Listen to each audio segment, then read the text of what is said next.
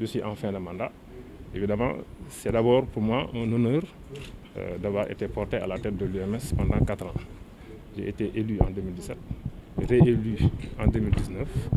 C'est donc une marque de confiance renouvelée à laquelle je suis très sensible. Et c'est pour moi l'occasion de remercier tous les collègues qui m'ont fait confiance. Remercier également les membres du bureau qui ont été à tout point de vue remarquables dans le dévouement et le travail.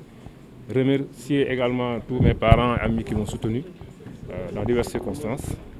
Remercier également, pour moi c'est extrêmement important, les avocats dont j'ai appris à apprécier le sens de l'engagement, puisque dans diverses occasions, ils ont pu montrer tout leur dévouement et le sens de l'engagement aux côtés des magistrats.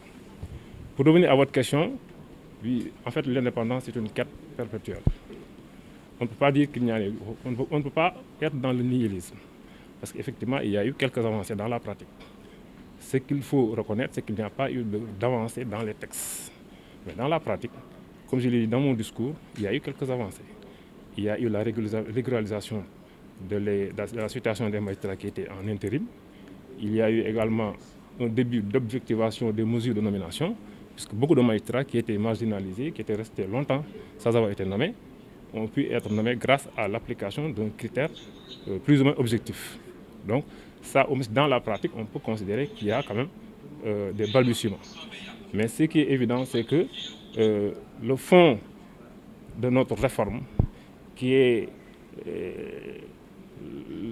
consiste à dépouiller les prérogatives de l'exécutif, à réduire les prérogatives de l'exécutif pour renforcer l'institution judiciaire, on peut dire que de ce point de vue-là, il n'y a pas eu réel changement. Pourquoi il n'y a pas eu réel changement? Les causes sont nombreuses. Il y a peut-être les réticences de l'exécutif, mais il y a également peut-être des malentendus parfois, des divergences de vues. Mais je pense que, étant donné que c'est une quête perpétuelle, nous avons fait notre part de contribution. Le bureau qui viendra, je pense qu'il fera peut-être mieux. En tout cas, nous souhaitons à ce bureau beaucoup plus de chance que nous et nous espérons que dans quelques années, la justice de nos rêves sera une réalité pour tout le monde. Vous savez, moi je suis bien placé pour le dire. Je l'ai dit dans mon discours. Au Sénégal, nous avons une chance énorme. Nous avons des ressources humaines de très très haute qualité. Des magistrats, des femmes et des hommes d'une compétence rare, d'une intégrité à toute épreuve.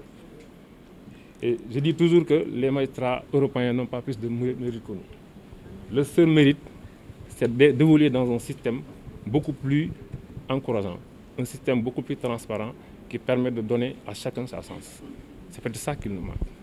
Mais je pense que la justice sénégalaise elle est crédible parce que, comme je l'ai dit, chaque jour des centaines, voire des milliers de nos compatriotes vont au tribunal, se font juger dans des conditions qu'ils jugent satisfaisantes. Même si par là, il peut y avoir quelques décisions qui posent problème, mais dans l'ensemble, j'estime que c'est une justice crédible parce qu'elle est animée par des hommes et des femmes crédibles. Sur certaines questions, rien n'a bougé, comme je l'ai dit. Sur la retraite, nous considérons que le système de retraite tel qu'il existe aujourd'hui, c'est une atteinte à l'indépendance de la justice, c'est une atteinte au principe de non-mobilité et c'est une atteinte également au principe de non-discrimination.